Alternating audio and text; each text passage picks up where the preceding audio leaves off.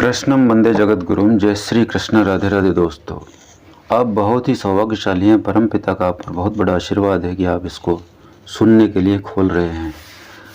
आप वीडियो के अंत तक आवश्यक रूप से जाने की कोशिश करेंगे। यदि आपका पुण्य आपके आगे आ रहा होगा, यदि आपके आगे पाप आ रहा होगा, तो आप कभी भी वीडियो के अंत तक नहीं जा पाएंगे। वीडियो शुरू करने से पहले मैं आप लोगों से निवेदन करता हूं कि जीवन यात्रा के अनमोल रत्न में आज हम श्रीमद् भागवत गीता के 12वें अध्याय का महात्म्य लेकर आए हैं। आप लोग आवश्यक रूप से इसे सुन पाएंगे, मैं ऐसी शुभकामनाएं आप लोगों को देता हूं। तो आइए शुरू करने से पहले मैं आप लोगों से कहता हूं कि जो लोग चैनल पर पहली बार हैं, आवश्यक रूप से सब्सक्राइब करें। भगवान का नाम लेकर शुरुआत करते हैं। श्री महादेव जी कहते हैं, पार्वती, दक्षिण दिशा में कोल्हापुर नाम का एक नगर है जो सब प्रकार के सुखों का आधार, सिद्ध महात्माओं का निवास स्थान तथा सिद्धि प्राप्ति का क्षेत्र है। वह पराशक्ति भगवती लक्ष्मी का प्रधान पीठ है। संपूर्ण देवता उसका सेवन करते हैं। वह पुराण प्रसिद्ध तीर्थ, भोग एवं मोक्ष प्रदान करने वाला है। वहाँ करोड़ों तीर्थ और शिवलिंग हैं। रुद्र गया भी वहीं है। वह विशाल नगर लोगों में बहुत विख्यात है। एक दिन कोई युवक पुरुष उस नगर में आया। वह कहीं का राजकुमार था। उसके शरीर का रंग गोरा, नेत्र सुंदर, ग्रीवा शंख के समान, कंधे मोटे, छाती चौड़ी तथा भुजाएं बड़ी बड़ी थी।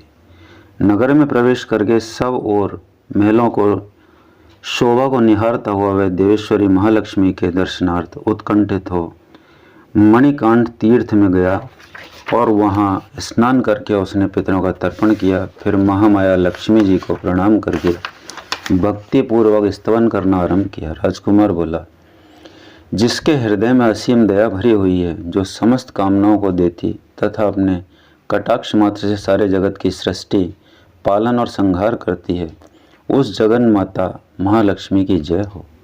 जिस शक्ति के सहारे उसी के आदेश के अनुसार परमेष्टि ब्रह्मा सृष्टि करते हैं, भगवान अच्युत जगत का पालन करते हैं तथा भगवान रुद्र अखिल विश्व का संहार करते हैं, उस सृष्टि, पालन और संहार की शक्ति से संपन्न भगवती पराशक्ति का मैं भजन करता हूँ।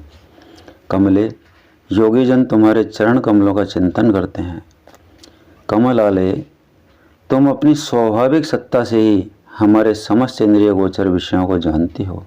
तुम ही कल्पनाओं के समूह को तथा उसका संकल्प करने वाले मन को उत्पन्न करती हो।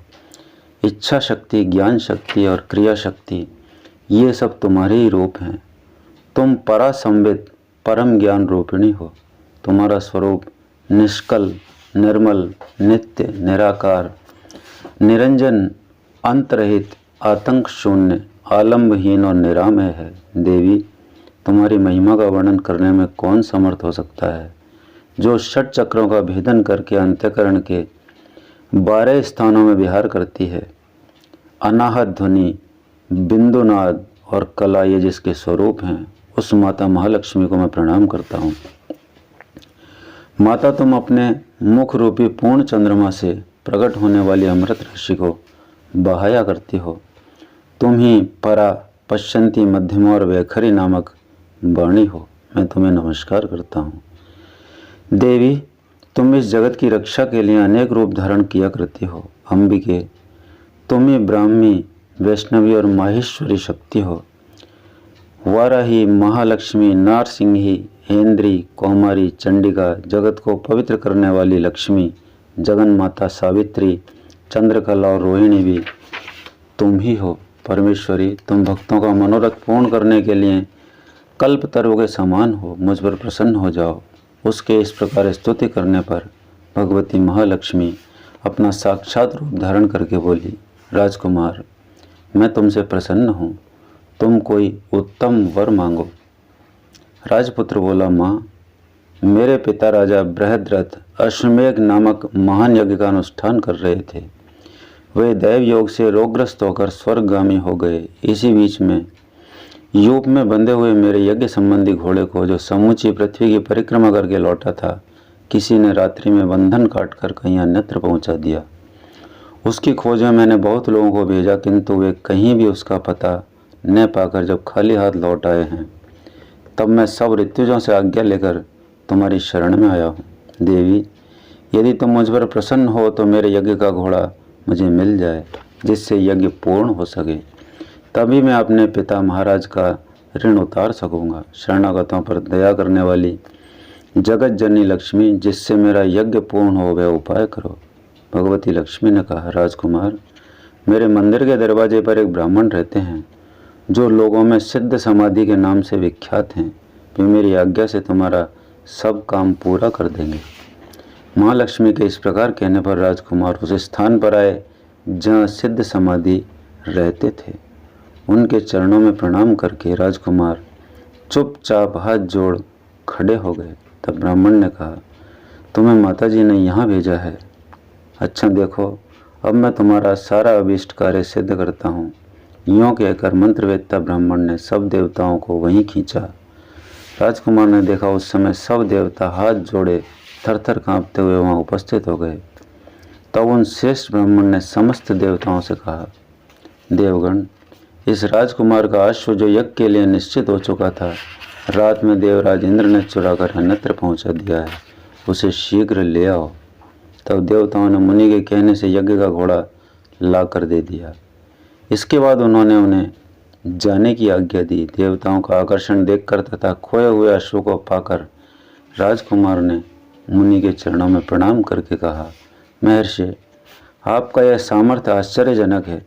आप ही ऐसे कार्य कर सकते हैं, दूसरा कोई नहीं। ब्राह्मण, मेरी प्रार्थना सुनिए। मेरे पिता राजा बृहद्रथ अश्वमेध यज्ञ का अनुष्ठान आरंभ करके दैव योग से मृत्यु को प्राप्त हो गए हैं। अभी तक उनका शरीर तपाए हुए तेल में सुखाकर मैंने रख छोड़ा है। साधु श्रेष्ठ, आप उन्हें पुनः जीवित कर दीजिए। यह सुनकर महामुनि ब्राह्मण ने किंचित मुस्कुराकर कहा, चलो, जहाँ यज्ञ मंडप में तुम्हारे पिता मौजूद हैं चलें। तब सिद्ध समाधि ने राजकुमार के साथ वहाँ जाकर जल अभिमंत्रित किया और उसे उस शव के मस्तक पर रखा। उसके रखते ही राजा सचेत होकर उठ बैठे। फिर उन्होंने ब्राह्मण को देखकर पूछा, धर्म स्वरूप आप कौन हैं? तब राजकुमार ने महाराज से पहले का सारा हाल कह सुनाया।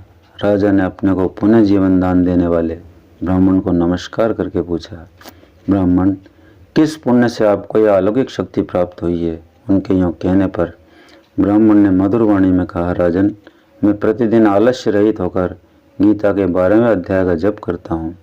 उसी से मुझे ये शक्ति मिली है जिससे तुम्हें जीवन प्राप्त हुआ है। यह सुनकर ब्राह्मणों सहित राजा ने उन ब्रह्मर्षि से गीता के 12वें अध्याय का अध्ययन किया। उसके माध्यम से उन सबकी सद्गति हो गई। दूसरे जीव भी उसके पाठ से परम मोक्ष को प्राप्त हो चुके हैं। बोलो वासुदेव भगवान की जय। श्री कृष्ण गोविंद हरे मुरारे, हे नाथ नारायण वासुदेवा। श्री कृष्ण गोविंद हरे मुरारे, हे नाथ नारायण वासुदेवा। श्री कृष्ण गोविंद हरे मुरारे, हे नाथ नारायण वासुदेवा। मित्रों, साथियों, माताओं, बहनों, बुजुर्गों, इसको सुन रहा हर इंसान, यहाँ तक जो सुन रहा है, वास्तविक रूप में श्रद्धा का पात्र है। उसके पुण्य उदय हुए हैं जो उसने इसे पूरा सुना, यहाँ तक सुना। वास्तविकता यही है, लोग पूरे जीवन में गीता के महात्म को नहीं पढ़ पाते, पूरे को तो छोड़ दो, एक अध्याय के महात्म को भी नहीं जान पाते और अपना पूरा जीवन हाय हाय फाय फाय में निकाल देते हैं। मित्रों, जीवन में 24 घंटे में से अगर आप थोड़ा भी समय निकालें तो निश्चित रूप से परमात्म चिंतन से जुड़कर आत्मज्ञान की प्राप्ति करके अपनी आध्यात्मिक उन्नति कर सकते हैं।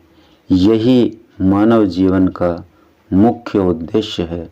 यूँ तो संसार सागर है, यहाँ आदमी भटकता ही रहता है। अगर निवेदन यही है, समय निकले तो निश्चित रूप से गीता अभ्यास बनाएं, आपका निश्चित रूप से कल्याण होगा। अगले वीडियो में बहुत जल्दी फिर मिलेंगे। नमस्कार, धन्यवाद।